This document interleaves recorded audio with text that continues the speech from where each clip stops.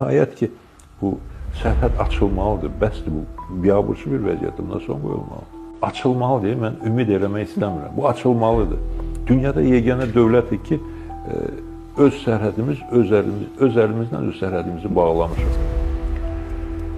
Valla başqa ciddi arqument ortaya qoyulmadığı üçün iqtisadi monopoliya səbəbləri daha çox aktuallaşır.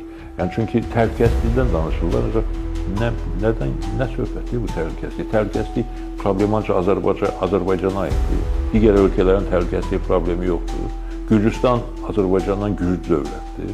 Ermənistan Azərbaycandan güclü dövlətdir. Onlar niyə təhlükəsizliyə görə sərhədlərini bağlamırlar, Azərbaycan bağlayır?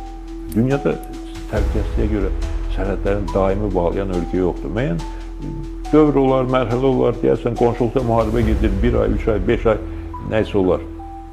Amma bütövlükdə bunu bağlamaq absurdudur və bu absurda son qoyulmalıdır. Bilirsiniz, adam dəfələrlə bu sözlərdə danışmışıq, bu yük maşınları gəlir, gedir, tırlar gəlib, gedir, hökumətin nümayəndələri gəlib, gedir.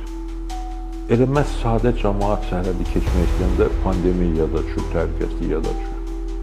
Bu pandemiyanın o tırlara, o avtomobillərə, o tranzit gediş-gəlişinə dəxli yoxdur. Ən maraqlısı odur. Təhlükəsizlik ancaq sıravi bir kəndli